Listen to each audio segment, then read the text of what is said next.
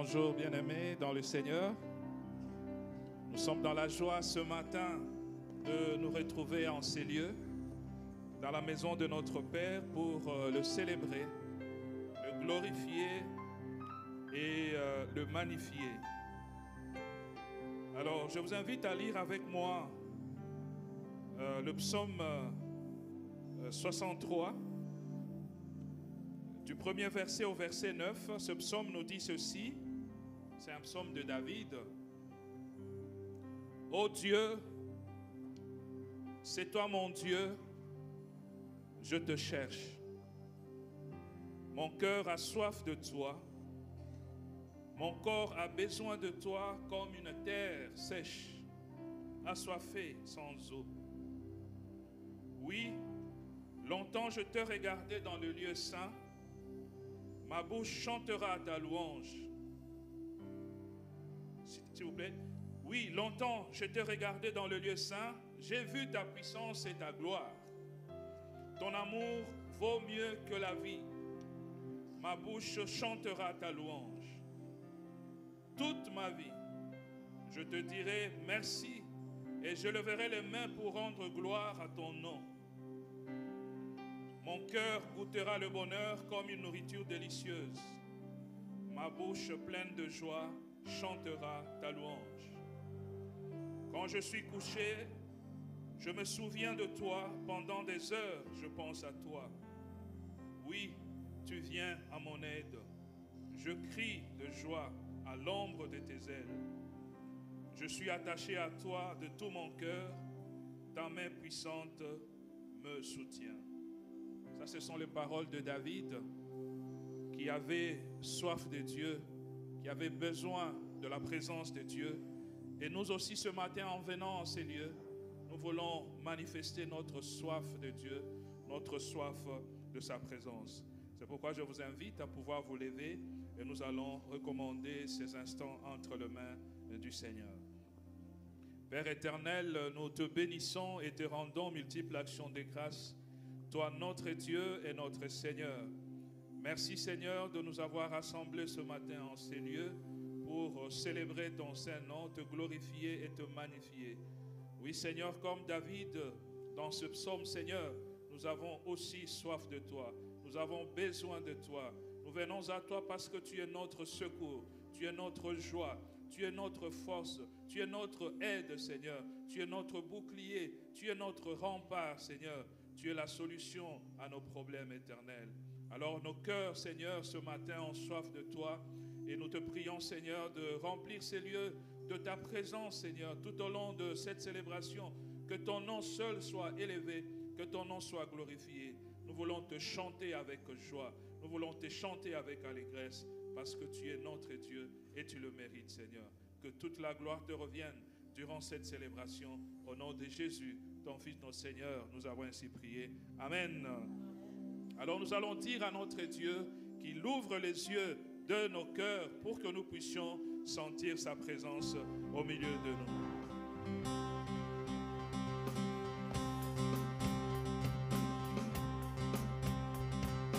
Ouvre les yeux de mon cœur, Père.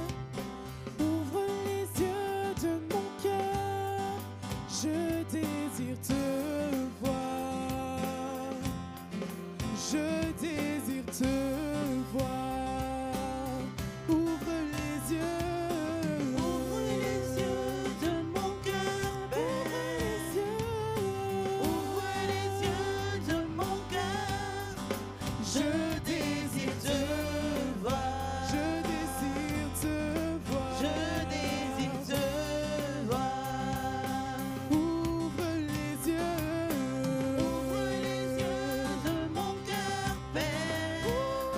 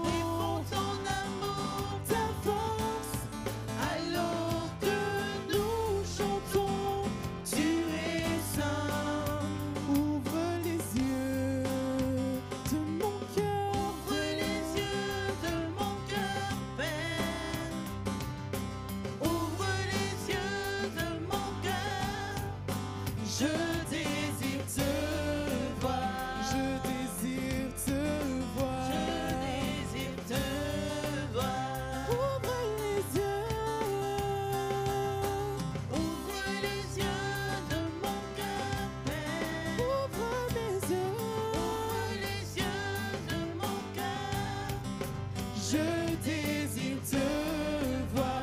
Oui, je désire te voir. Tu es élevé au plus haut des cieux.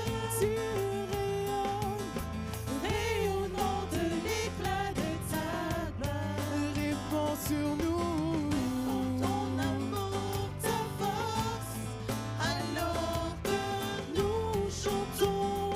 Tu es saint, tu es saint, tu es saint, tu es saint, tu es saint,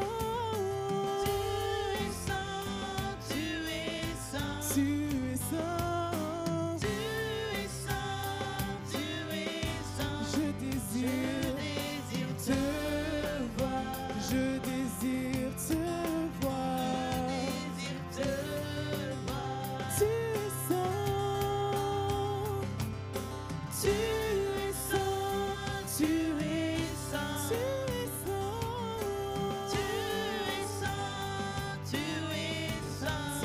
saint, tu es saint, tu es saint. Je désire te voir, je désire te voir, je désire te voir.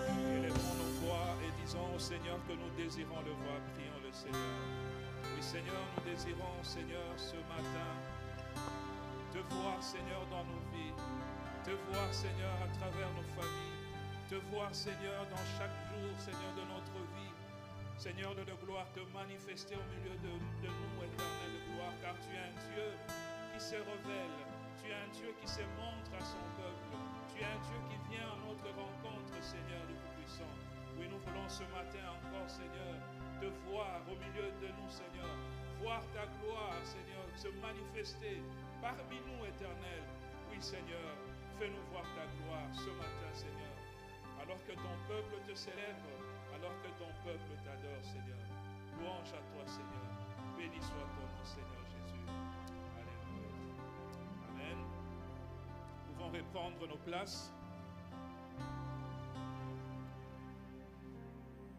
La Bible nous parle, nous raconte une histoire dans l'Évangile selon Luc. L'histoire d'un jeune garçon qui était très bien chez lui dans sa maison avec son père et son frère, mais qui s'est décidé à un moment de pouvoir quitter la maison. Il demande à son père, donne-moi tout ce qui me revient comme héritage, je vais aller faire ma vie. Et ce garçon est parti, son père triste, il lui a quand même rendu, lui a donné son héritage et il est parti. Mais là où il est parti, manquant de sagesse, il a tout dilapidé, tout ce qu'il avait comme argent, au point où il commençait à chercher même la nourriture des animaux pour pouvoir manger et tenir. Mais c'était trop difficile pour lui. À un moment, il est revenu en lui-même. Il a pris la décision de revenir vers son père. Il a dit que je veux revenir vers mon père. Je veux lui dire que je sois ne fût-ce qu'un serviteur dans sa maison. Je ne suis pas digne d'être appelé son fils parce que j'ai tout pris ce qui me revenait, mais j'aimerais tout simplement être serviteur, au moins je pourrais avoir de quoi manger. Donc il a pris cette décision. Et c'est ce qui m'intéresse dans la décision qu'il a eu à prendre. La parole de Dieu nous dit, alors il se met à réfléchir, il se dit, chez mon père, tous les ouvriers ont assez à manger, et même ils en ont trop. Et moi ici, je meurs de faim. Je vais partir pour retourner chez mon père et je vais lui dire, Père, j'ai péché contre toi et contre Dieu, contre toi. Je ne mérite pas d'être appelé ton fils.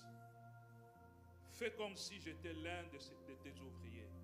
Et lorsque ce garçon est revenu, lorsque son père l'a vu de loin en train de venir, dans un état lamentable, son père lui a ouvert grandement ses bras et il l'a accueilli. Il a dit que non, tu ne peux pas être un de mes serviteurs, mais ta place de fils est toujours là parce que je t'ai toujours dans mon cœur. Il en est de même aussi pour notre Dieu.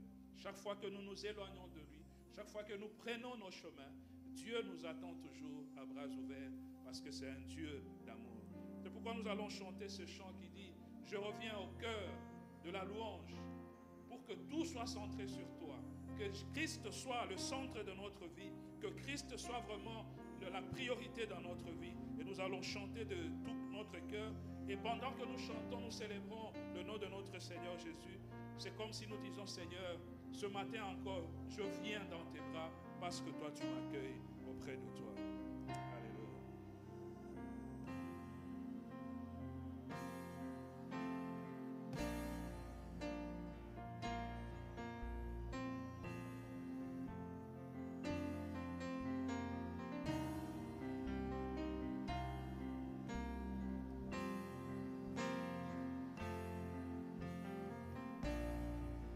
Les chants terminés,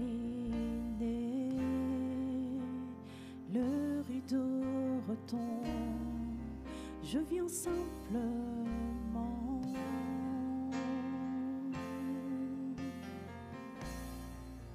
porter mon offrande, car je l'ai désir de réjouir ton cœur, le chanteur. Le chant terminé, le rideau retombe, je viens simplement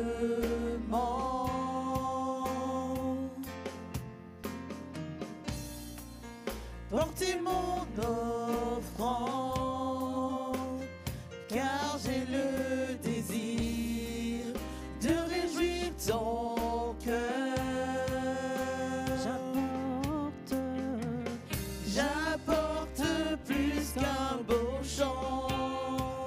Chanter ne suffit pas pour répondre à ton appel. Les apparences sont trompeuses. Tu vois bien au-delà. Oh Dieu, tu sondes mon cœur. Je reviens au cœur de la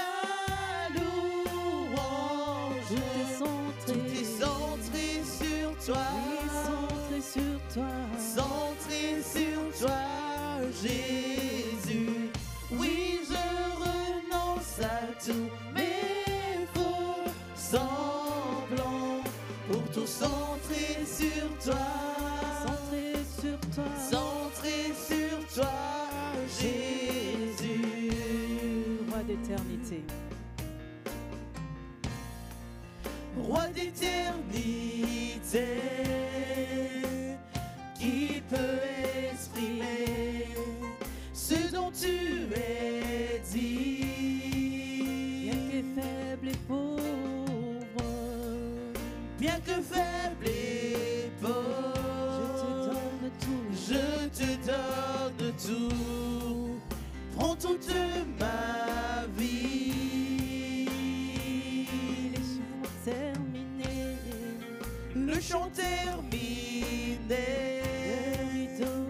Le rideau retombe, je viens simplement porter mon offrande, porter mon offrande, car j'ai le désir de réjouir ton cœur. Oh, j'apporte plus qu'un beau chant, j'apporte plus qu'un beau chant. Chanter ne suffit pas pour répondre à ton appel. Les apparences sont trompeuses. Seigneur, tu vois au-delà. Tu vois bien au-delà. Oh Dieu, tu sondes mon cœur. Oui, j'apporte qu'un beau chant. J'apporte plus qu'un beau chant. Chanter ne suffit pas pour répondre à ton appel. Les apparences sont trompeuses. Les apparences tu vois bien au-delà. Oh Dieu, tu sondes mon cœur. Je reviens au cœur de la louange. Tout est centré sur toi. Centré sur toi, Jésus. Oui, je renonce à tous mes faux semblants. Pour tout centrer sur toi.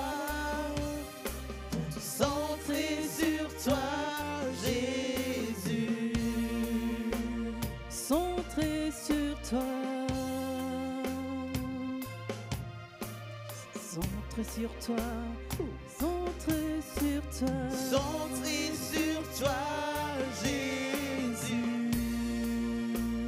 Centré sur toi. Centré sur toi. Centré sur toi, Jésus. Centré sur toi. Centré sur toi.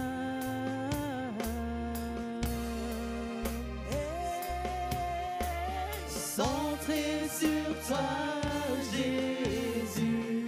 Je reviens Au cœur de la louange. Tout est centré sur toi. Pour tout centrer sur toi, Jésus. Oui, je renonce à tous mes faux semblants. Pour tout centrer sur toi. Centré sur toi, Jésus. Gloire à toi, Seigneur. Nous voulons tous centrer sur toi. Nous voulons revenir à toi, vivre, Seigneur, de ta vie, vivre, Seigneur, auprès de toi, être blotti, Seigneur, dans tes bras d'amour, Seigneur. Voilà notre place, Seigneur, auprès de toi. Béni sois-tu, Seigneur. Alléluia. Bien-aimés, vous savez que l'un des noms attribués à notre Seigneur Jésus, c'est Emmanuel, qui veut tout simplement dire Dieu avec nous. Emmanuel, Dieu avec nous. Dieu parmi nous. Et ce Dieu-là, ce matin, il est là au milieu de nous. Là où son peuple est rassemblé, il est présent. Là où son peuple est rassemblé, il déverse ses bénédictions.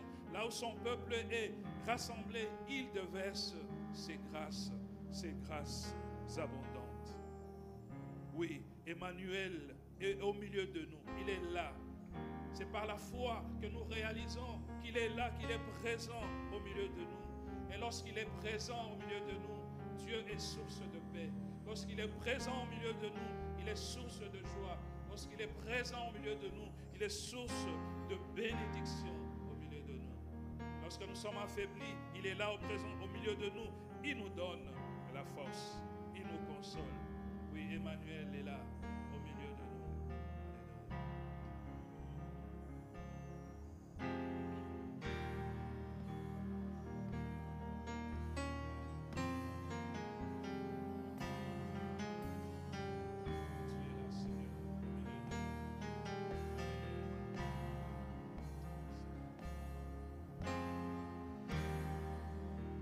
Emmanuel est là, ici présent avec moi. Emmanuel est là.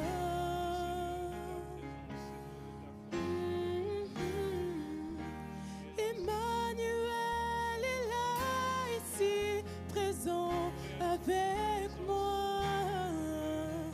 Emmanuel est là. Emmanuel, Emmanuel est là, ici présent avec moi. Emmanuel est là. Il est là, il est là.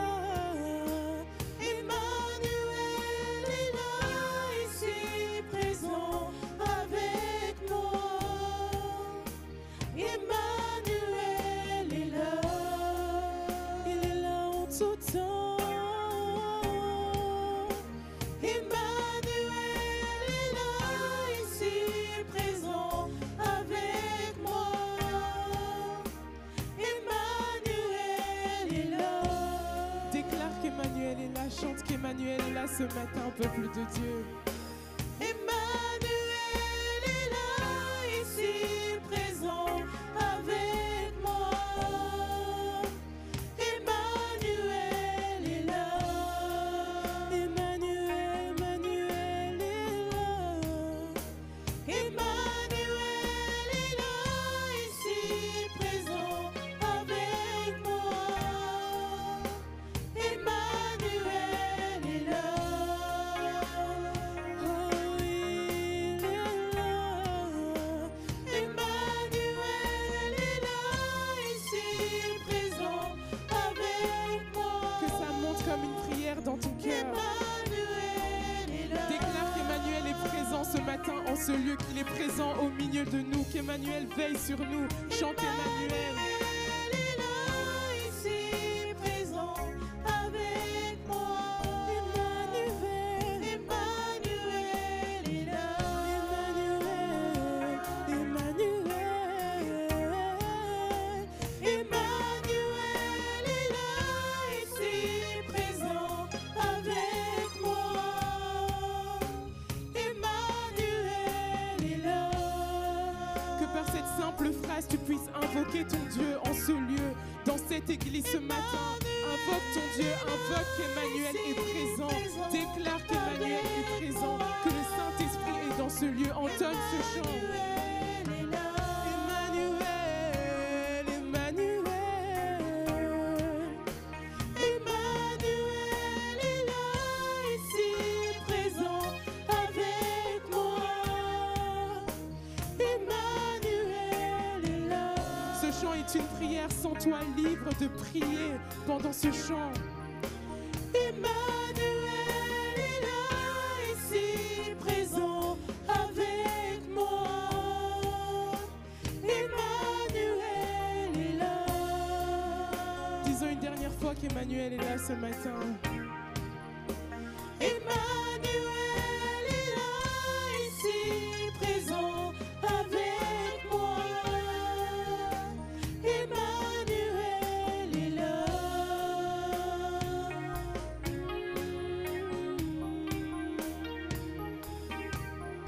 Gloire à toi, Seigneur de gloire, qui est au milieu de nous, Emmanuel.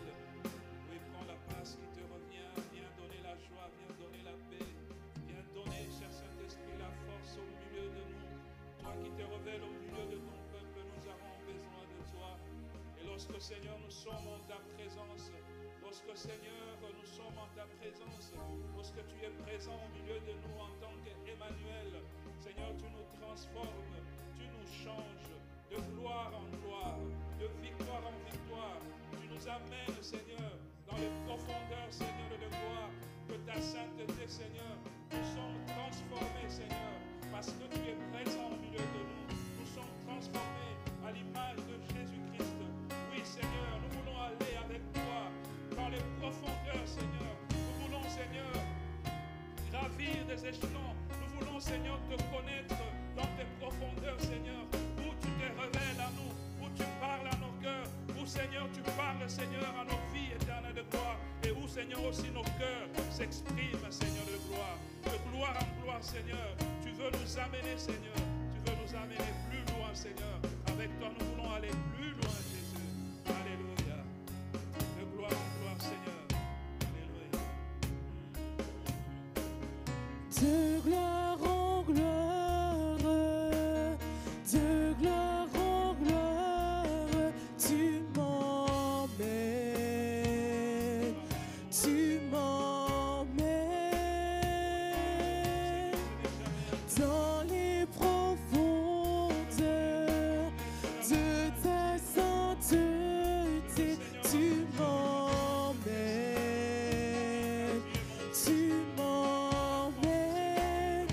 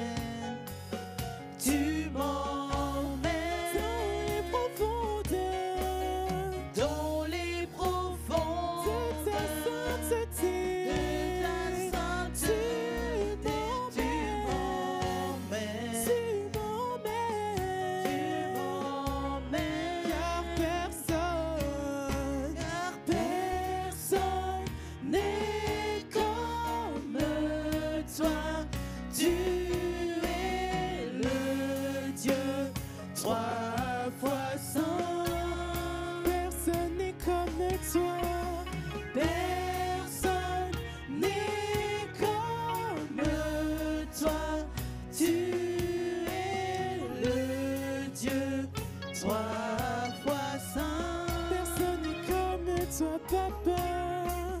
Personne n'est comme toi. Tu es le Dieu, trois fois saint.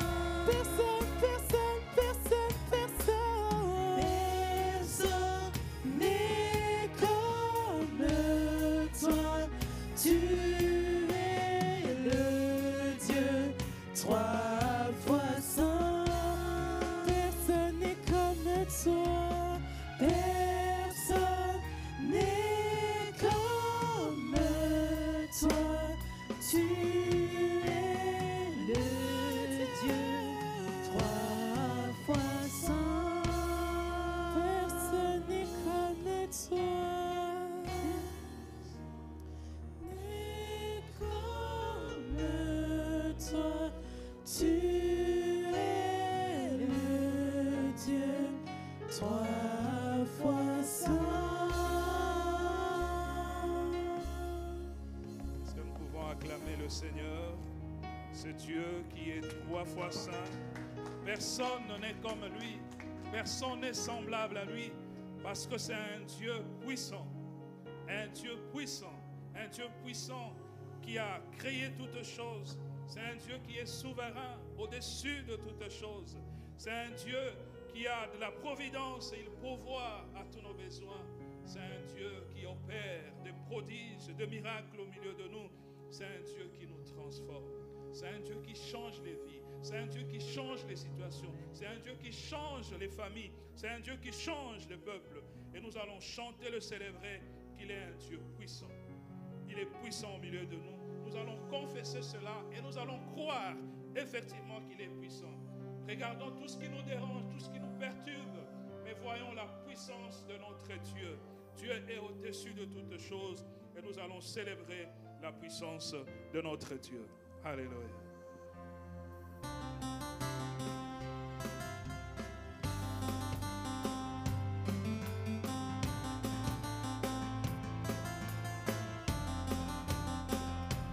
Dieu est puissant, il est juste et grand, il peut tout accomplir,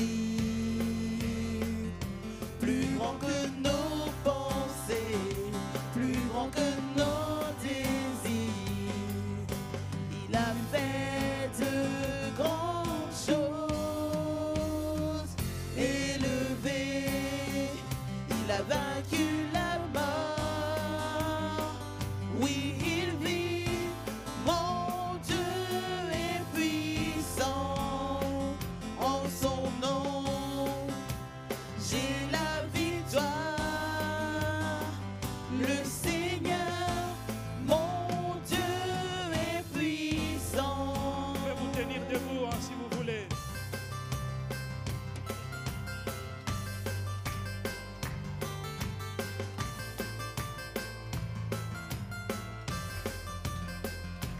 Dieu vit en nous, il est parmi nous, il ouvre la voie, plus grand que nos attentes, plus grand que nos espoirs.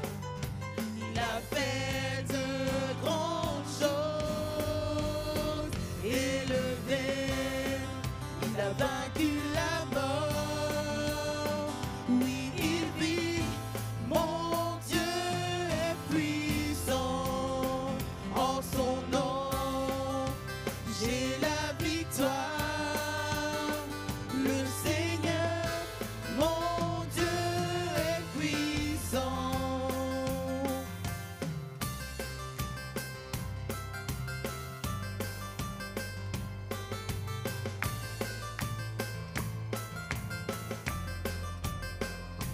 Dieu est ici, sa grâce nous conduit, il ne s'éloigne jamais, il ne s'éloigne jamais.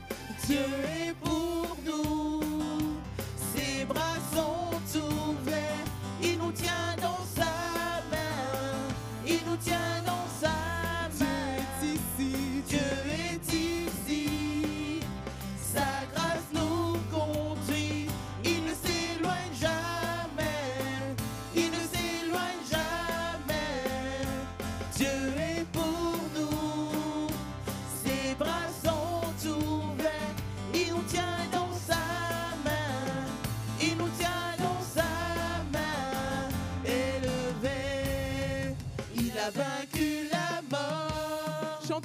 peuple de Oui, Dieu. il vit.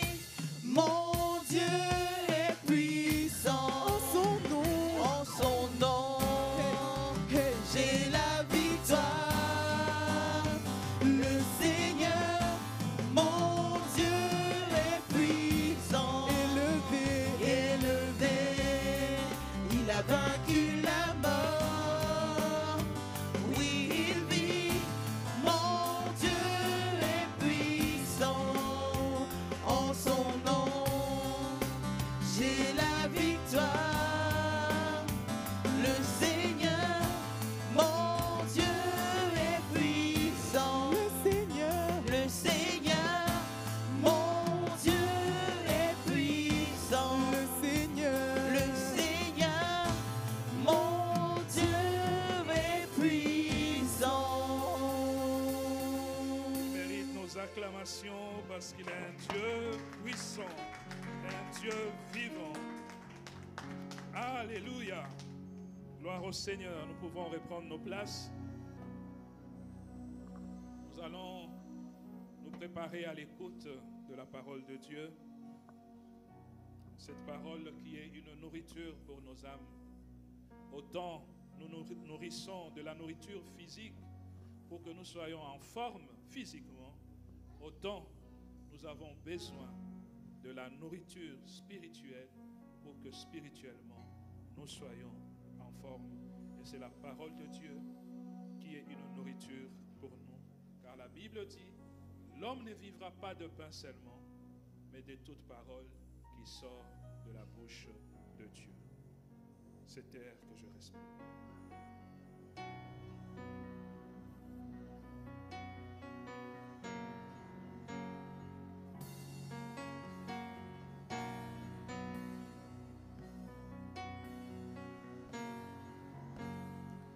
cet air que je respire,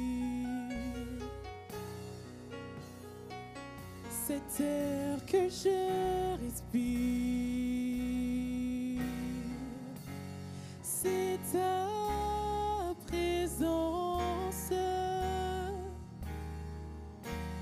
qui vit en moi.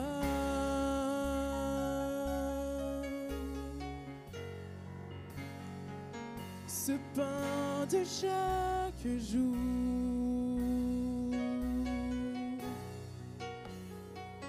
ce pain de chaque jour, c'est ta parole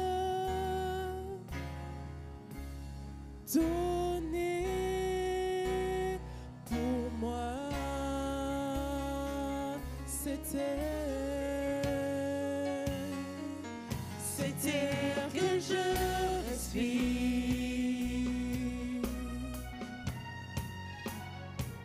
cet air que je respire, c'est ta présence qui vit en moi.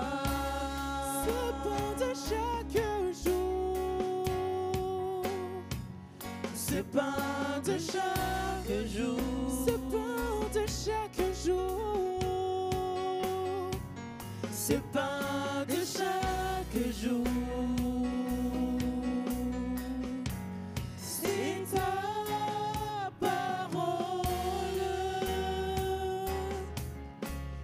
donnée pour moi. Et moi.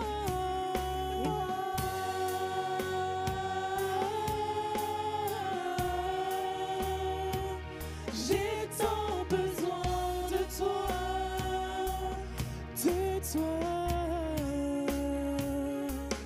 Et moi,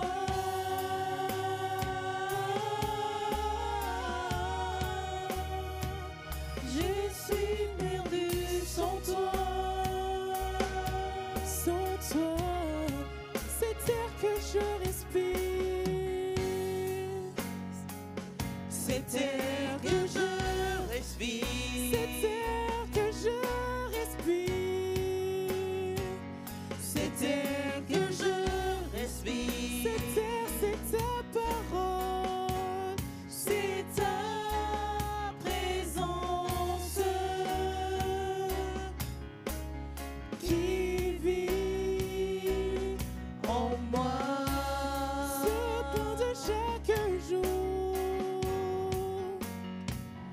ce pain de chaque jour, ce pain de chaque jour,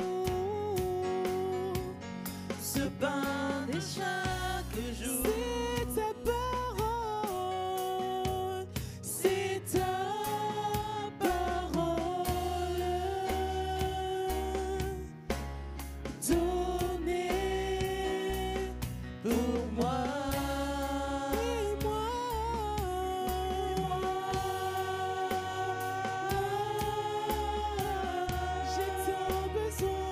J'ai tant besoin de toi,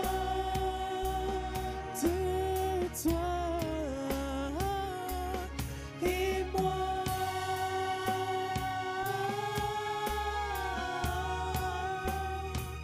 Je suis perdu sans toi, oh sans toi, et moi, et moi.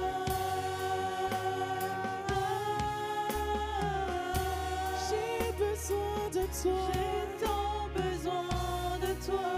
oui, de toi, Et moi,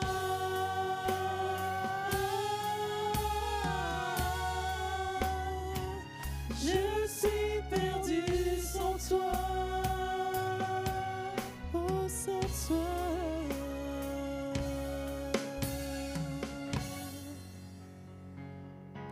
Prions pour la parole. Seigneur, nous voici rassemblés, Seigneur, dans ta maison, où nous avons monté vers toi, Seigneur, l'expression de nos cœurs, notre louange, notre reconnaissance pour ce que tu es, pour ce que tu as fait. Et maintenant, Seigneur, nous voulons écouter ta parole. Ta parole est une lampe à nos pieds. Elle est une lumière sur notre sentier. Sanctifie-nous, Seigneur, par ta parole. Au nom de Jésus-Christ. Amen.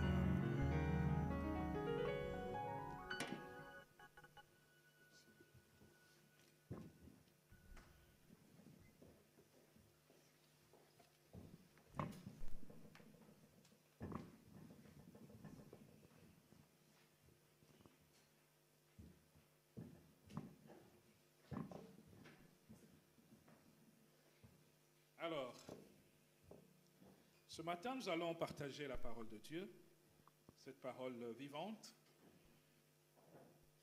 Et pour commencer, je pense que chacun de nous habite quelque part, dans une commune. Maximilien, tu es dans quelle commune? Je ne sais pas.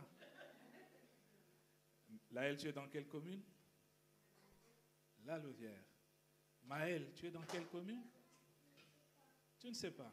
Il faut demander à papa. Hein? Voilà. Donc, nous habitons dans des communes. Ruth, tu es dans quelle commune? Tournai, voilà. Et donc, dans chaque commune, au niveau du service de la population, nous avons ce qu'on appelle un registre de la population. Un registre de la population, c'est un document qui recense un peu tout ce que les habitants de la commune posent comme actes, des actes spécifiques. Par exemple, on enregistre les naissances. Donc, quand un enfant vient de naître, on doit l'enregistrer à la commune. On donne le nom à l'enfant. Quand il y a mariage, par exemple, la commune enregistre cela, c'est dans le registre.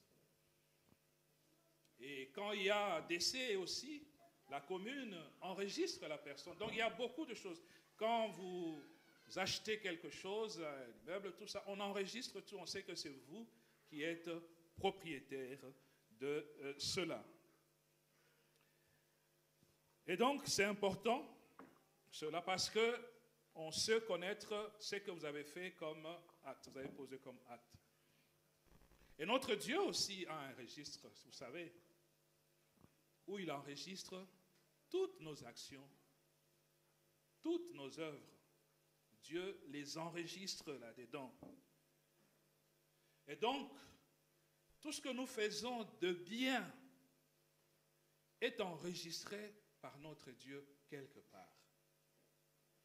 Et ces œuvres-là, ces actions que Dieu enregistre dans son registre, comme la commune, ne sont pas vaines. Dieu le récompense toujours. Et ce matin, bien-aimés, j'aimerais nous entretenir autour du thème « Dieu n'oublie jamais ». Amen. Sachez que Dieu n'oublie jamais. Dieu n'oublie jamais. Nous allons lire la parole de Dieu dans l'Épître aux Hébreux, chapitre 6. Nous lirons du verset 10 au verset 12. Hébreux 6, 10 à 12.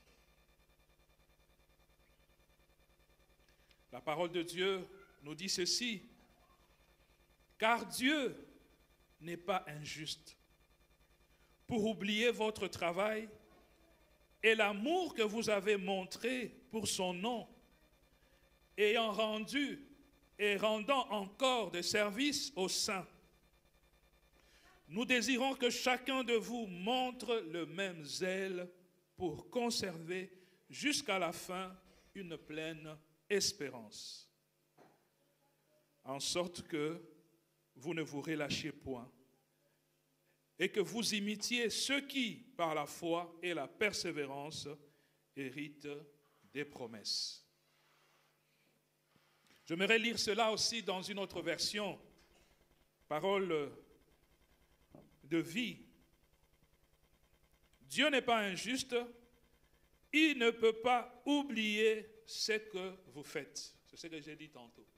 Dieu ne peut pas oublier ce que vous faites, ni l'amour que vous avez montré pour lui. Donc si vous montrez de l'amour pour Dieu, Dieu ne peut pas oublier cela. Vous avez montré cet amour autrefois en servant les autres chrétiens, et vous le faites encore maintenant. Nous souhaitons seulement que chacun de vous reste actif jusqu'à la fin. Donc ne pas s'arrêter en chemin, d'être actif en faisant le bien jusqu'à la fin. Alors tout ce que vous espérez se réalisera. Ne devenez pas paresseux, mais vivez comme ceux qui croient et qui sont patients. Ceux-là reçoivent les biens que Dieu a promis. Donc ceux qui continuent, ceux qui persévèrent, reçoivent les promesses de Dieu. Ils héritent les promesses de Dieu. Alors, avant d'aller plus loin, j'aimerais juste donner le contexte de ce livre de l'Épître aux Hébreux. Le livre des Hébreux, c'est une lettre qui a été adressée dans le Nouveau Testament, donc qui a été adressée aux chrétiens juifs. C'était au début de l'Église, aux chrétiens juifs. Et dans cette lettre, l'auteur cherche à convaincre ses lecteurs, ceux qui le lisent, ceux qui le suivent, de persévérer dans la foi. Il les encourage à persévérer dans la foi en Jésus-Christ, malgré les persécutions et les tentations de revenir au judaïsme. Au fait, les chrétiens juifs étaient persécutés parce qu'ils avaient, c'était autre chose, c'était une autre façon de louer Dieu, de prier Dieu, que ce que faisaient les Juifs. Et donc c'est comme ça qu'ils seront dans la persécution.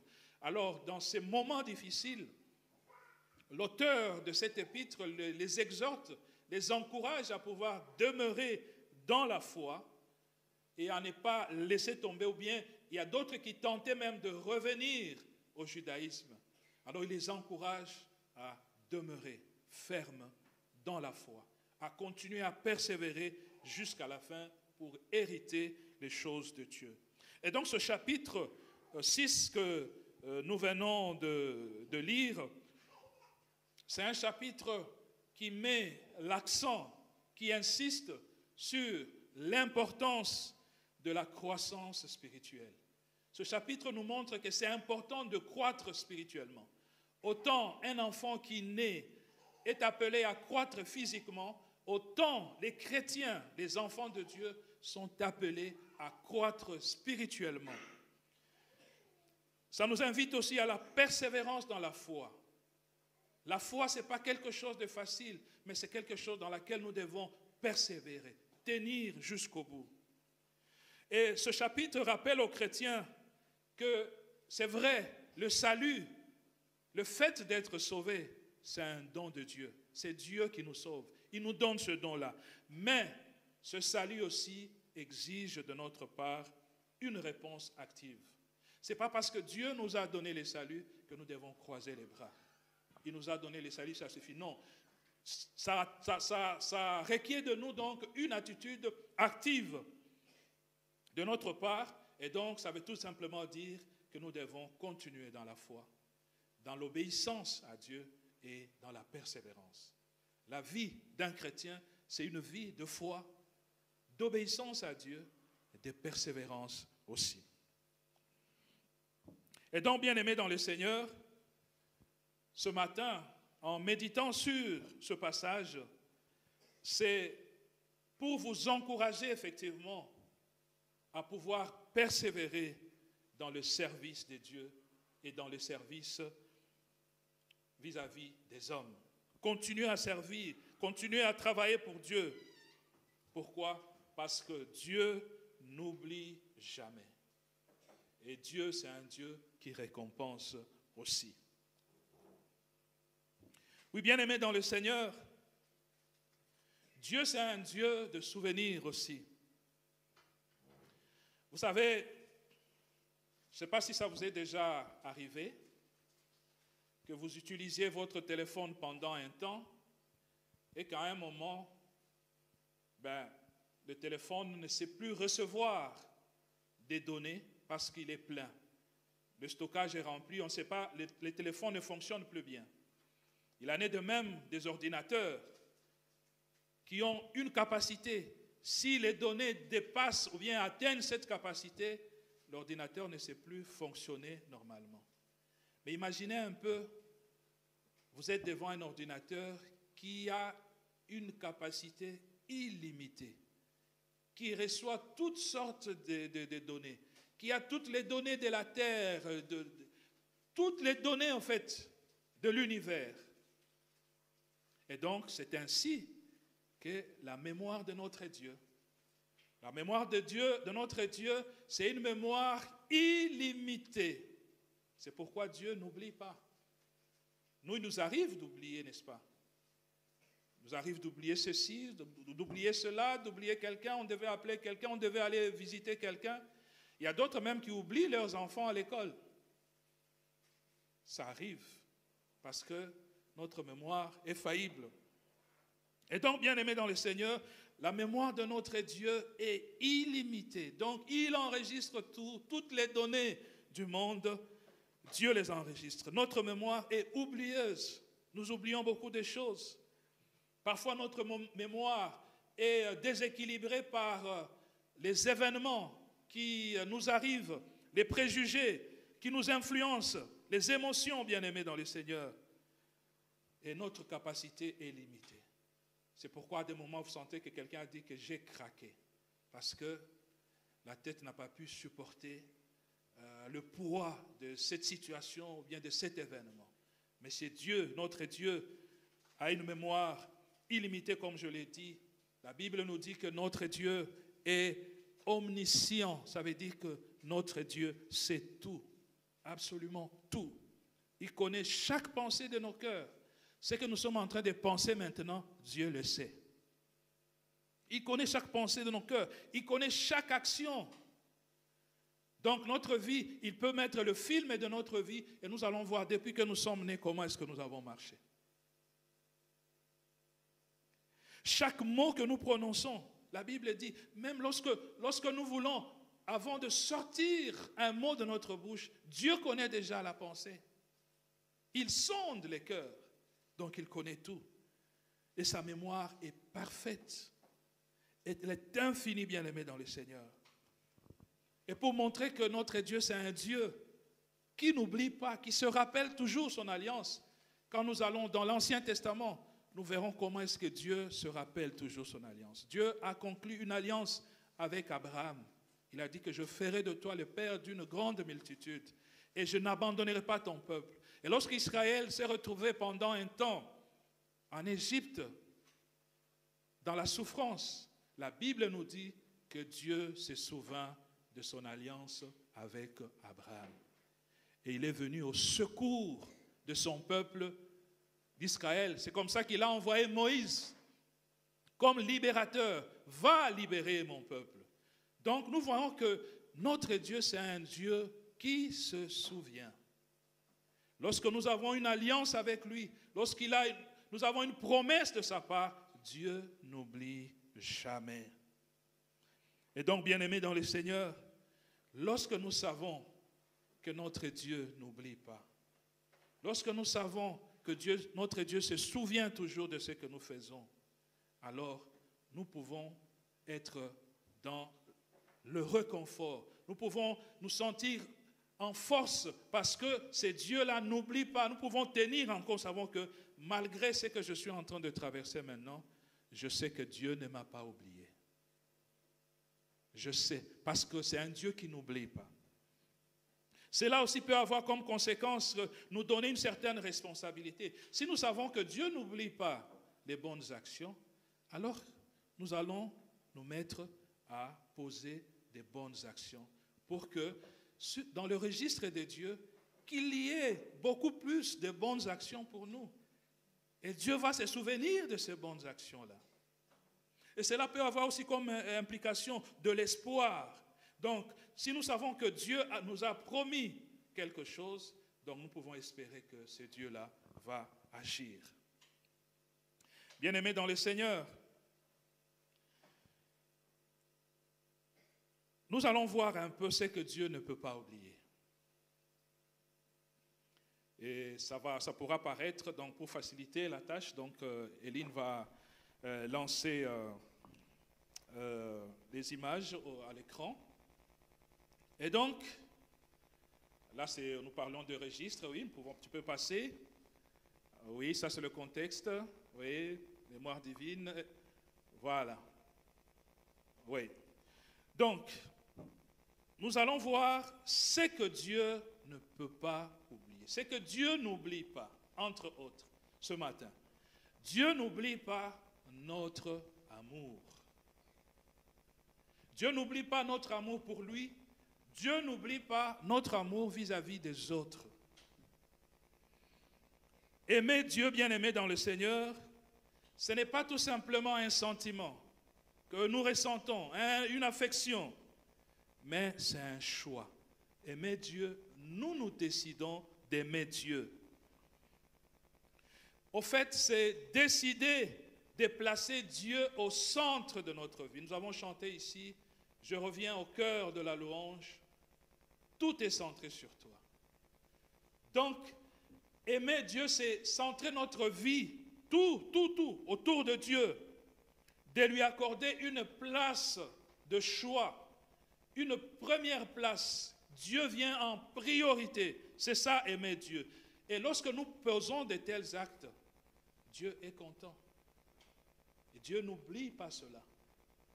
Lorsque Dieu nous voit chaque jour, cherchant à le mettre au premier plan, dans tout ce que nous entreprenons, dans tout ce que nous faisons, dans tout ce que nous réalisons, nous projetons, lorsque Dieu voit que nous voulons le mettre au centre, ça veut dire quoi concrètement? Par exemple, si je veux entreprendre quelque chose, mais je prie, je demande à Dieu sa direction.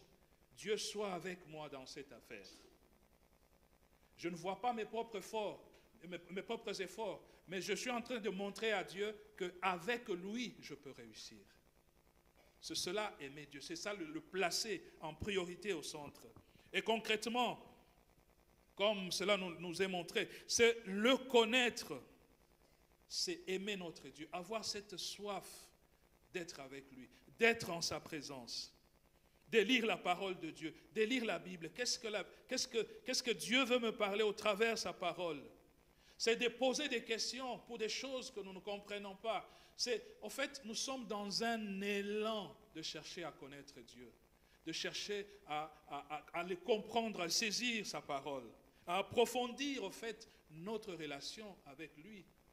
Quand nous rencontrons quelqu'un que nous aimons, nous cherchons à approfondir notre connaissance. Nous voulons connaître beaucoup de choses sur cette personne-là. Et la même chose, si nous aimons Dieu, nous sommes appelés à cela. C'est l'écouter aussi, être attentif à sa voix. Dieu nous parle tantôt d'une manière, tantôt d'une autre. C'est lui obéir, c'est le servir, c'est lui faire aussi confiance. Tout cela, ce sont des signes de l'amour que nous avons vis-à-vis de Dieu. Dans cette affaire, Seigneur, je te fais confiance. Voilà, je me mets à ton service. C'est une façon d'aimer Dieu et Dieu n'oublie pas cet amour-là. Mais aussi l'amour pour les autres. Tu aimeras le Seigneur, ton Dieu, de tout ton cœur, de toute ton âme et de toute ta force, mais tu aimeras aussi ton prochain comme toi-même. C'est avoir de la bienveillance vis-à-vis des autres. C'est avoir le respect des autres bien-aimés dans le Seigneur, de la compassion. Quand quelqu'un est dans une situation difficile, on se met à la place. On fait comme si j'étais dans la même situation, qu'est-ce que je ferais? Peut-être j'aurais besoin de l'aide, donc on peut apporter de l'aide à l'autre. C'est être patient. Patient par rapport peut-être aux défauts des autres. Patient par rapport peut-être à la lenteur des autres dans les choses de Dieu. Nous sommes patients vis-à-vis de ces personnes-là parce que nous les aimons.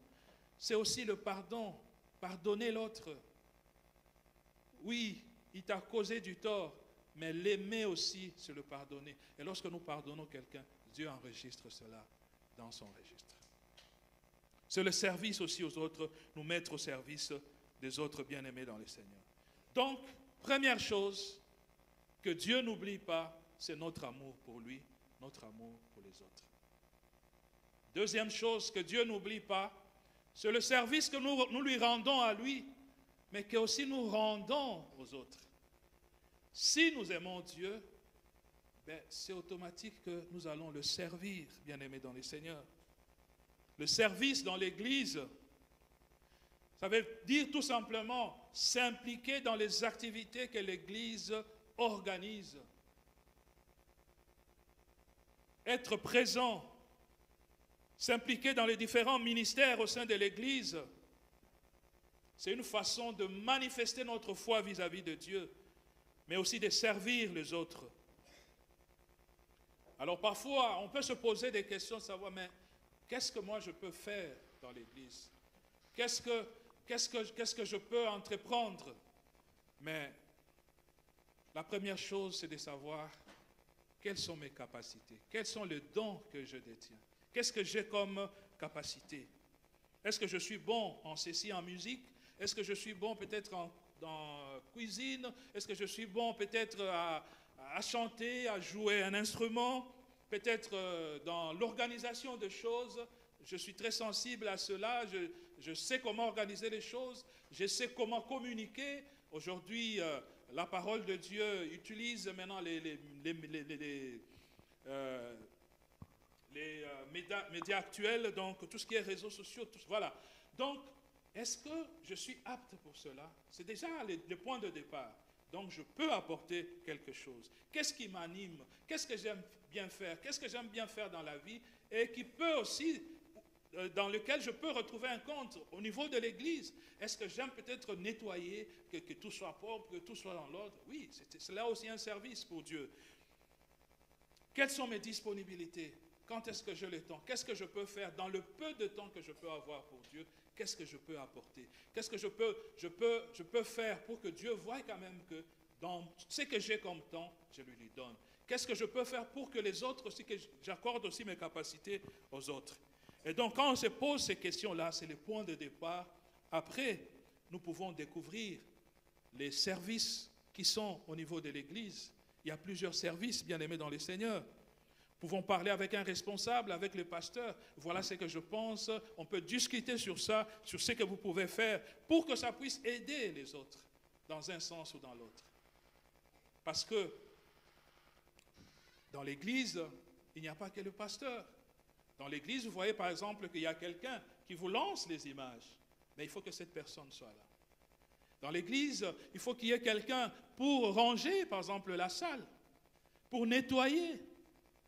Donc, il y a plusieurs services. Il y a la logistique, il y a la technique. Toutes ces choses-là ont besoin des personnes qui soient disponibles. La communication, la visibilité de l'église à l'extérieur, toutes ces choses-là, l'église en a besoin, bien aimé dans le Seigneur. Et donc, quand on va découvrir les ministères, par exemple, au niveau de l'Église, c'est comme ce qui apparaît là. Il y a, par exemple, l'évangélisation, le fait de partager sa foi avec les autres. Il y a des gens qui sont poussés, l'Esprit de Dieu les amène donc à pouvoir partager la foi avec l'autre. Donc, il y a un service d'évangélisation qui existe dans l'Église. Il y a le service d'accueil, ceux qui viennent nouvellement. Peut-être que vous avez la facilité de communiquer avec les autres, d'accueillir les autres, de mettre à l'aise les autres. Ce sont des aptitudes que Dieu vous a données. Alors, vous pouvez être dans ce service-là et chaque fois qu'il y a peut-être de nouvelles personnes qui arrivent, vous jouez ce rôle-là dans l'Église. Ça peut être peut-être, comme je l'ai dit, dans la musique. Ceux qui sont là, des aptitudes à jouer. Moi, j'ai essayé une fois de me mettre à jouer au clavier, mais j'ai fait des efforts, mais ça ne marchait pas. C'était pénible pour moi. Ça, je ne sais pas le faire. Mais il y a des personnes qui ont des aptitudes pour ça. Il y en a. Pour chanter, pour faire, qui ont des idées, bien aimées dans le Seigneur. Il y a le service des enfants, pour s'occuper des enfants, pour parler aux enfants. Vous avez un attachement pour les enfants, pour leur communiquer quelque chose. Mais voilà, nous pouvons organiser cela pour qu'il y ait des moments avec les enfants où on leur parle. Il y a le ministère des jeunes, il y a le ministère des dames, il y a le ministère des hommes. On est derrière vraiment les hommes pour qu'ils puissent vraiment organiser bien leur ministère, parce que les dames, ça va, les jeunes aussi, ça va, l'école de dimanche, ça va. Mais avec les hommes, on est derrière. On va y arriver, n'est-ce pas les hommes? Oui, papa il dit oui, on va y arriver. Ok, d'accord. On va y arriver. Et donc, il y a aussi ce qu'on appelle l'action sociale. Ça veut dire que, s'engager pour l'entraide autour de nous. La parole de Dieu aussi, c'est aider ceux qui sont dans les besoins. Autour de nous, nous pouvons trouver des personnes qui sont dans le besoin. Autour de nous, il peut y avoir des personnes qui ont besoin d'un petit rien. Mais nous pouvons nous organiser en tant qu'Église. Nous allons le voir. Autour de nous, il y a des personnes, par exemple, qui sont internées comme dans les hommes. Nous pouvons aller aussi prendre un temps, chanter avec eux. C'est ça aussi la parole de Dieu. Et donc, voilà, nous avons besoin de tout cela. Et c'est en le faisant, bien-aimés dans le Seigneur, nous sommes en train de manifester l'amour que nous avons vis-à-vis de Dieu. Et Dieu n'oubliera jamais cela. Quand nous nous mettons à son service. Ruth, dans le parcours que tu fais en quittant tourner jusqu'ici, Dieu n'oublie pas. Donc chaque fois que tu prends ton volant, tu entres dans ta voiture, tu viens ici, Dieu, c'est ça. Éline, quand tu peux oublier un peu tes études pour venir répéter, Dieu le sait aussi. Il enregistre dans son registre.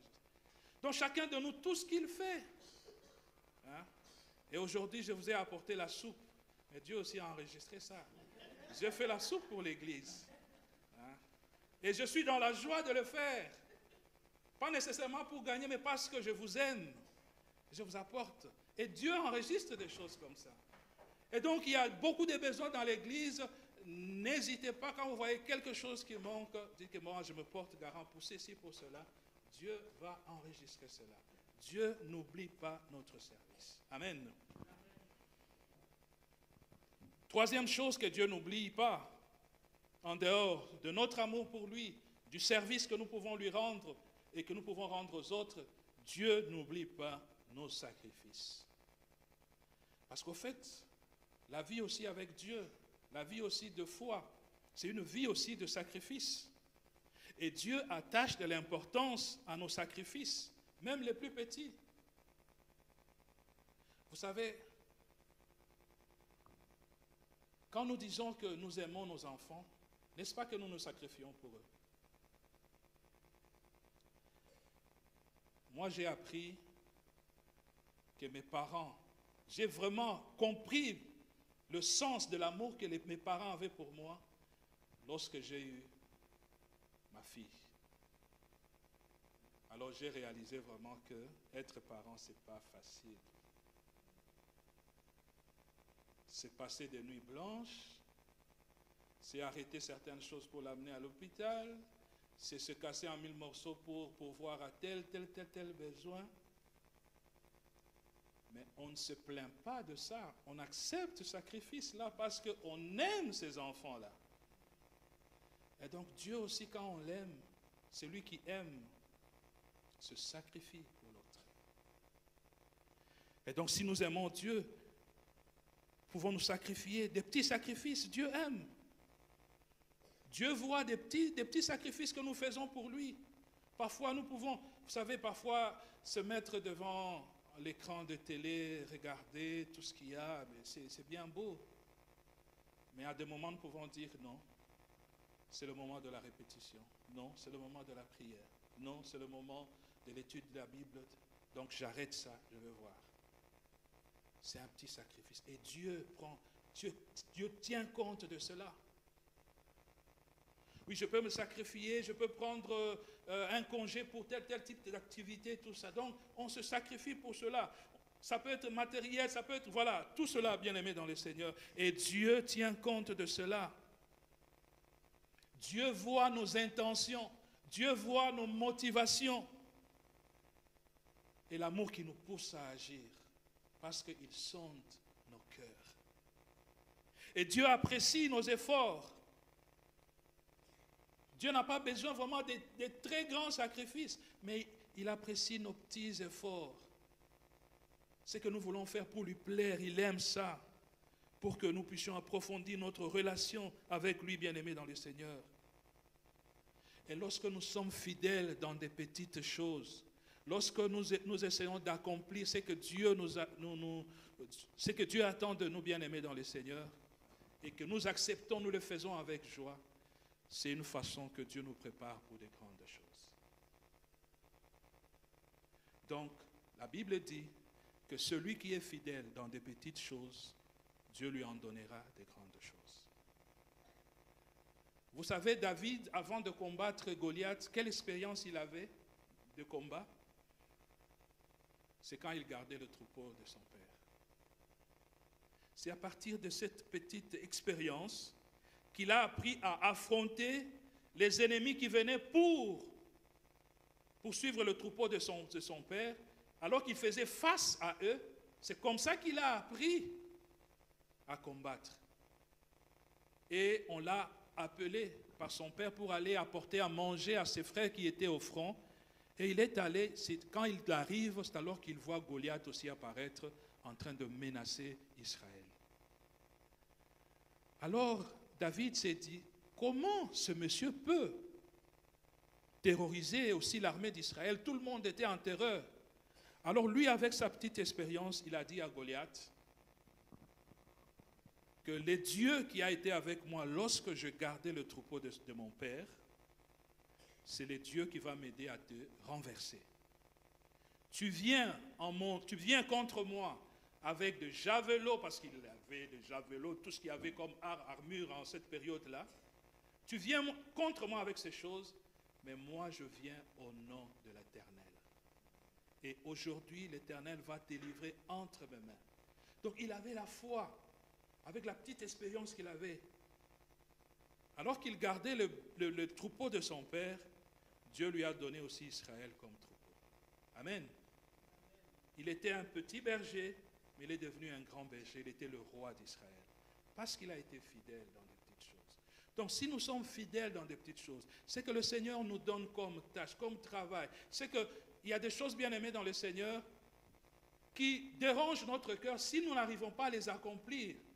Donc ça veut dire que c'est un appel de Dieu qui vous dit que toujours que non, ça tu dois le faire, tu dois absolument le faire. Si tu ne le fais pas, tu n'es pas tranquille. Ça veut tout simplement dire que c'est un appel de Dieu et il faut être fidèle par rapport à cela. si nous sommes fidèles dans des petites choses, Dieu nous en donnera de grandes choses.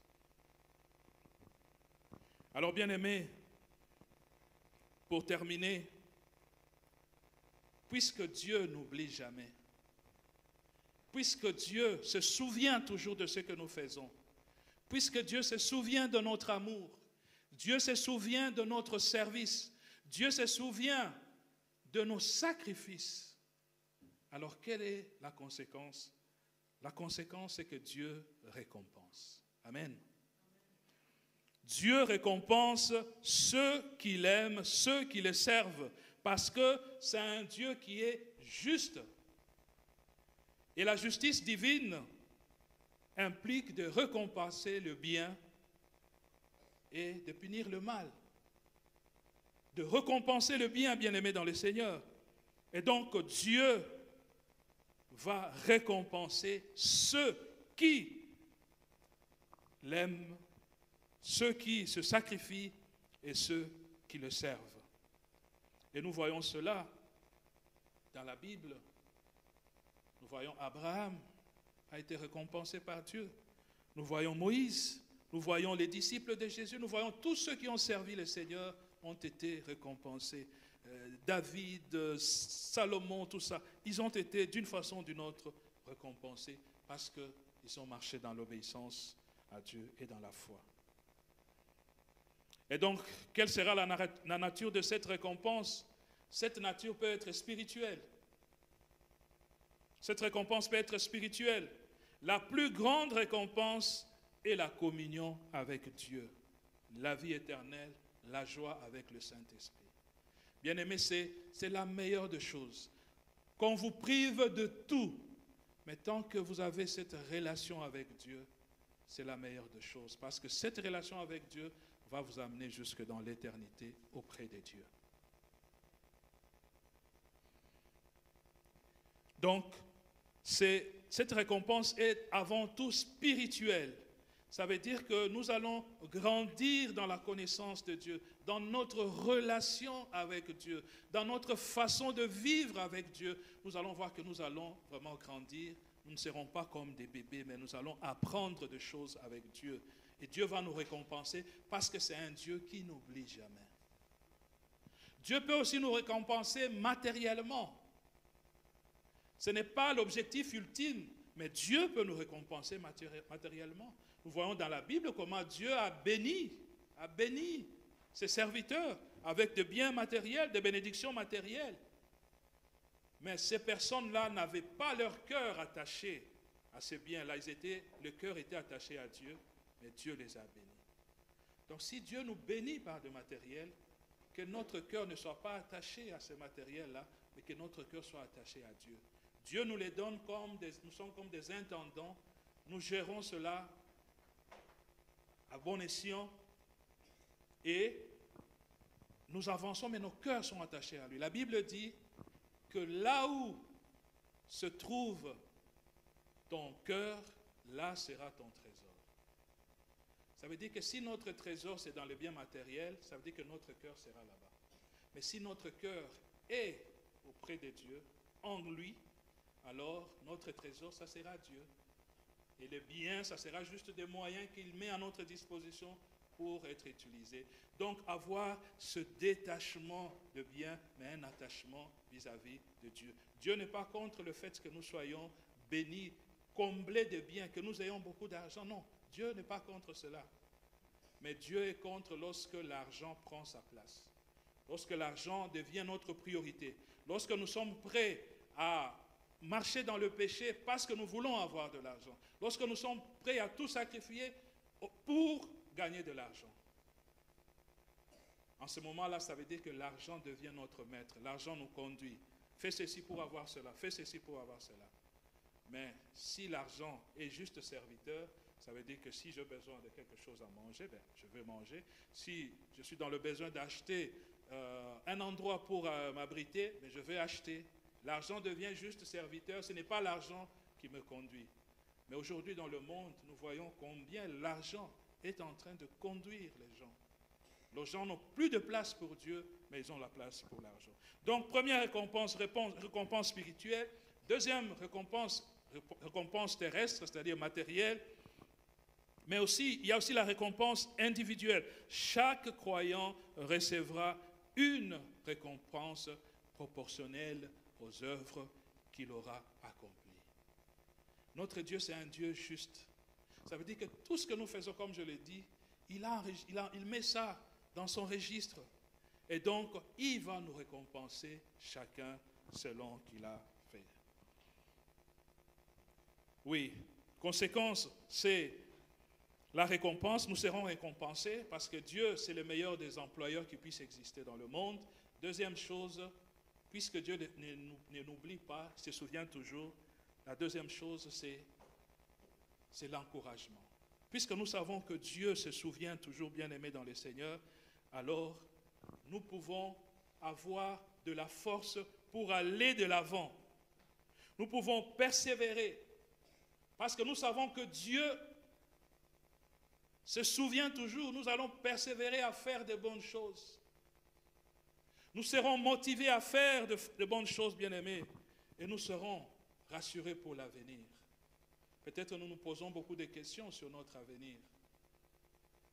Mais si nous regardons à Dieu, notre avenir est assuré. Bien-aimés dans le Seigneur, à l'écoute de cette parole, il ne me reste plus qu'à vous encourager. À vous encourager à aimer Dieu. À vous encourager à servir Dieu. À vous encourager à vous mettre au service aussi des autres. À vous encourager, bien-aimés, à vous sacrifier pour le bien du Seigneur. Et lorsque nous ferons cela, bien-aimés dans le Seigneur, Dieu nous récompensera parce que Dieu n'oublie jamais. Amen. Que Dieu bénisse sa parole. Nous allons prier pour cela et nous allons continuer notre culte. Prions le Seigneur. Oui, Seigneur, merci pour ta parole que nous venons d'entendre, Seigneur, ce matin, en ce moment. Qu'il y ait une parole, Seigneur, d'encouragement et qui nous dit, Seigneur, que tu n'oublies jamais. Merci, Seigneur, parce que cette parole vient nous donner la force que tu n'oublies jamais, que tu ne nous oublies jamais, Seigneur, que tu es toujours avec nous. Seigneur, aide-nous à pouvoir t'aimer de tout notre cœur, de toute notre force, de toute notre âme, à aimer aussi, Seigneur, notre prochain comme nous-mêmes. Seigneur, aide-nous à pouvoir te servir, à découvrir, Seigneur, dans l'Église, le service que nous pouvons t'apporter, Seigneur. Oui, Seigneur, aide-nous à des petits sacrifices. Aide-nous à nous réjouir de voir l'autre progresser. Aide-nous à pouvoir apporter du sourire à l'autre. Aide-nous à pouvoir compatir à la souffrance des autres. Aide-nous, Seigneur, à pouvoir mettre nos compétences, mettre, Seigneur de la gloire, nos aptitudes, mettre nos ressources pour le bien, Seigneur, des autres, pour le bien de l'Église. Et merci, Seigneur, parce que tu nous rappelles que tu n'oublies jamais. Et puisque tu n'oublies jamais, tu nous récompenses, Seigneur. Puisque tu n'oublies jamais, Seigneur, ta parole nous encourage à aller de l'avant. Seigneur, souviens-toi de tes enfants. Tu sais, Seigneur, des questions qu'ils se posent sur leur avenir éternel, Dieu de gloire. Mais en écoutant cette parole, que ça soit une parole d'espérance, Seigneur, une parole qui leur donne la foi que malgré la situation qu'ils traversent, Seigneur, ils peuvent espérer parce que tu es un Dieu qui n'oublie pas. Tu n'oublies pas les prières que nous faisons vers toi. Tu n'oublies pas, Seigneur, des petites actions que nous menons, Seigneur. Tu es un Dieu de souvenirs. Tu te rappelles toujours. Merci, Seigneur, pour ta parole. Et laisse que le Saint-Esprit, l'enseignant par excellence, puisse continuer son œuvre dans nos cœurs et que nos vies soient réellement transformées, Seigneur, au contact de ta parole. Nous avons ainsi prié au nom de Jésus-Christ, ton Fils, notre Seigneur, et nous disons Amen. Amen. Alors nous allons offrir au Seigneur en ce moment, nous préparer à offrir au Seigneur. L'équipe de louange peut déjà prendre place. Et nous allons chanter « Je parlerai de ta bonté ». Puisque c'est un Dieu qui se souvient toujours. Il accomplit ses paroles, il accomplit ses œuvres. Et donc, lorsqu'il les accomplit, nous parlons de sa bonté. Pour ce qu'il fait, pour ce qu'il réalise.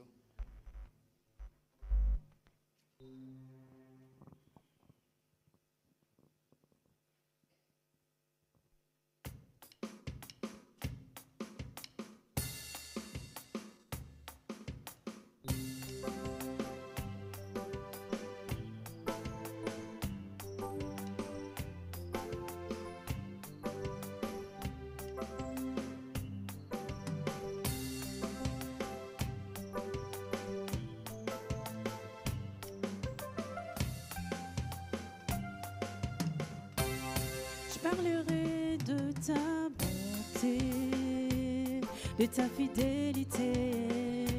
Je dirai tout haut, tout haut, tout haut, ce que tu as fait pour moi. Je proclamerai la gloire de ton nom. Je parlerai de ta bonté, de ta fidélité. Je dirai tout haut, tout haut, tout haut, ce que tu as fait pour moi. Je proclamerai la gloire de ton nom. Je parlerai de ta bonté, de ta fidélité. Je dirai tout haut, tout haut, tout haut, ce que tu as fait pour moi. Je proclamerai la gloire de ton nom. Tu m'avais dit de compter sur ta bonté, oh Dieu, je n'ai pas hésité.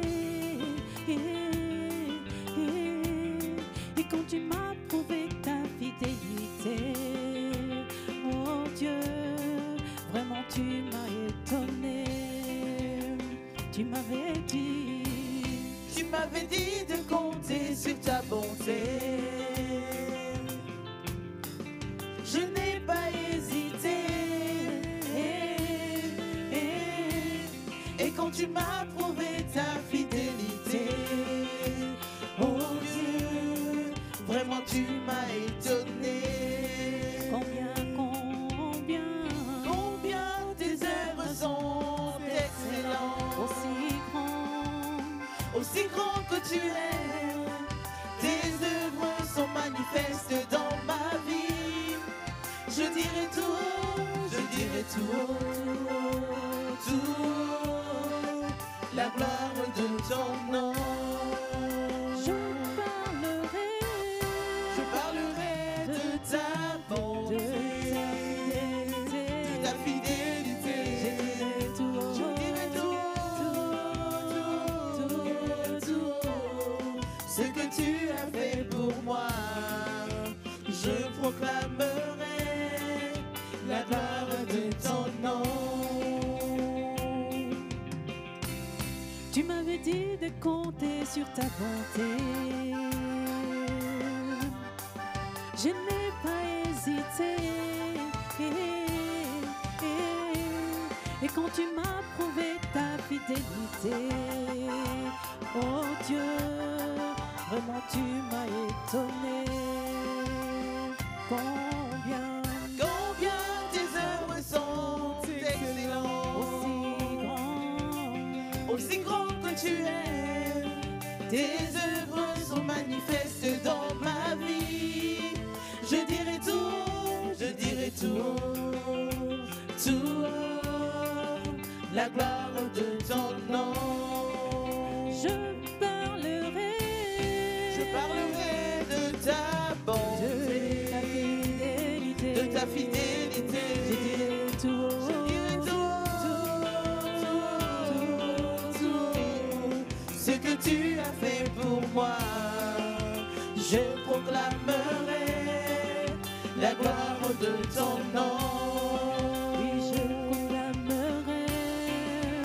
Je proclamerai la gloire de ton nom. Je proclamerai la gloire de ton nom.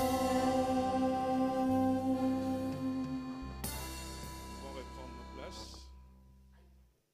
Je vais demander à la sœur Ruth de prier pour les offrandes. Seigneur Jésus, Père, Papa, Saint-Esprit, merci pour la journée que tu nous donnes. Merci de nous avoir permis de venir en ta présence pour écouter ta parole. Merci d'avoir pourvu dans la poche de chacun de nous, de nous avoir permis d'amener dans ta maison. Seigneur, bénis nos offrandes, bénis l'offrande que nous avons apportée ce matin, bénis nos poches. Seigneur Jésus, que tu puisses nous donner davantage afin que nous puissions apporter pour l'avancement de ton œuvre, Seigneur. Nous avons prié au nom de Jésus. Amen.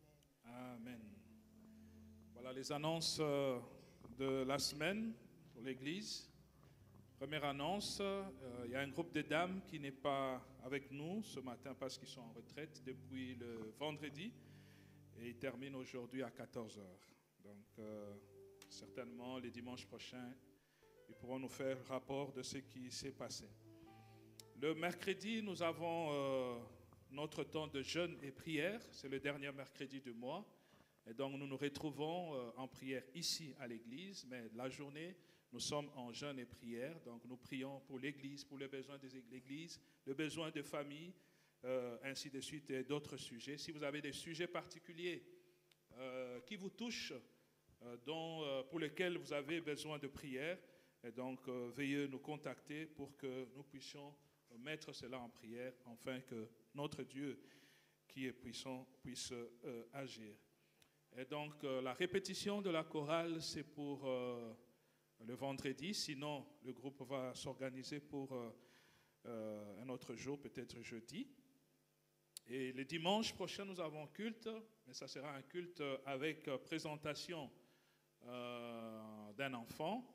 Il s'agit de Aélis, la fille de Ruth et Ulysse. Donc, nous allons la présenter au Seigneur. C'est une façon tout simplement pour les parents de dire, Seigneur, voici cet enfant que tu nous as donné, mais nous voulons qu'il soit entre tes mains, qu'il marche dans tes voies et que tu bénisses sa vie. C'est juste ça, c'est la foi des parents qui se manifeste donc pour l'enfant. Et l'enfant, quand il va grandir, il va apprendre à connaître Dieu et au moment opportun, il demande son baptême.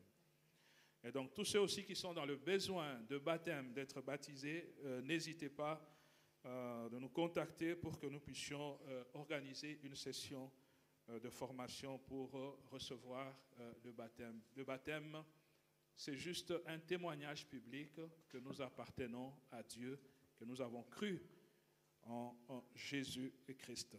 Et donc, le dimanche, nous avons donc culte. Bien avant cela, à 9h30, nous avons un temps de prière pour recommander au fait le culte entre les mains de Dieu.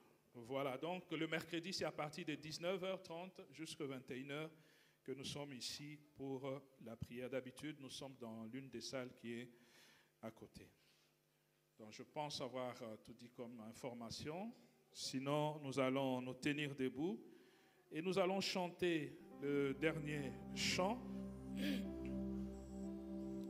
C'est un chant de bénédiction qui contient de paroles fortes.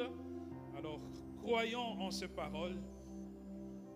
Par la foi, cette bénédiction va effectivement se manifester dans nos vies, dans la vie de nos familles.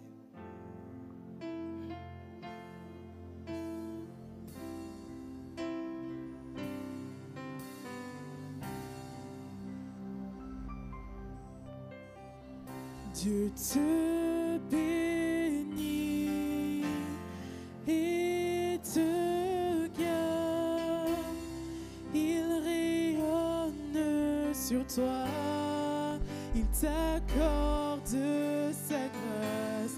Ton Dieu se tourne vers toi, te donne paix.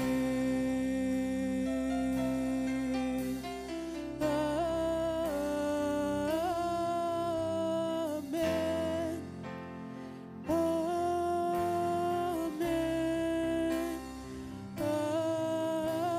Amen.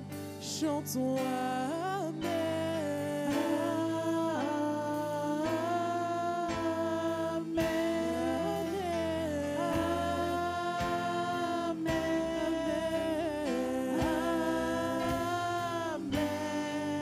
Dieu te bénit, Dieu te bénit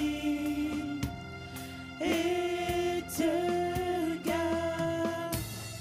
Il rayonne sur toi, il t'accorde sa grâce. Ton Dieu se tourne vers toi, te donne paix. Amen.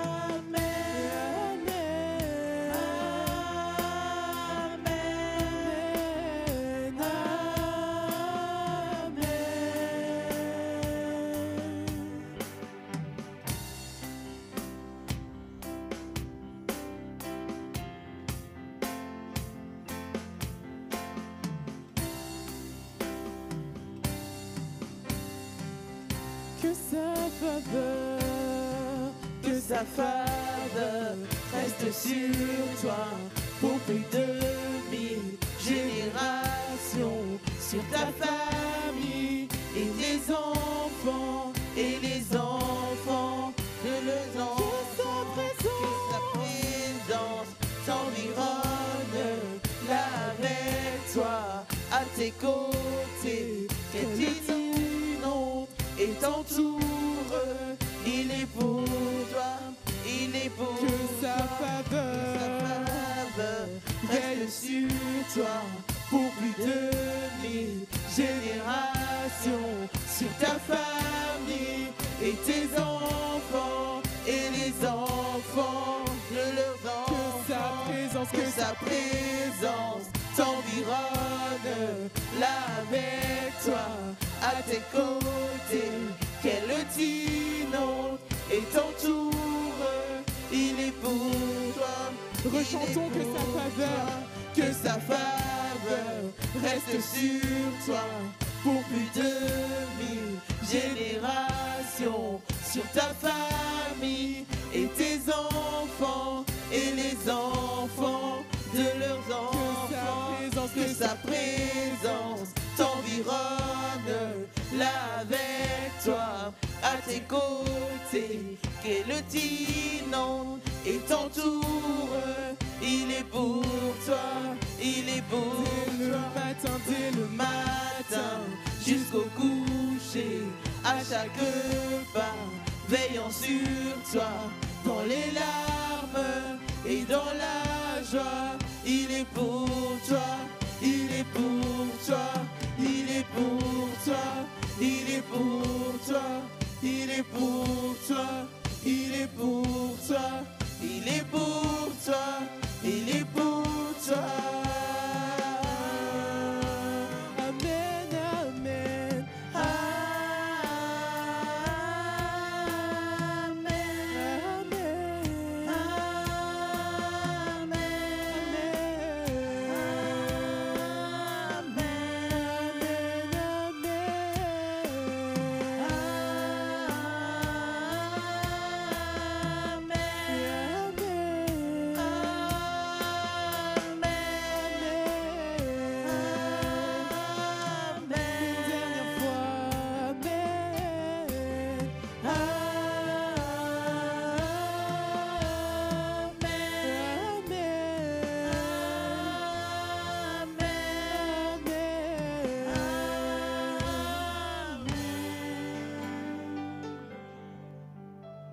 Notre Père qui es aux cieux, que ton nom soit sanctifié, que ton règne vienne, que ta volonté soit faite sur la terre comme au ciel.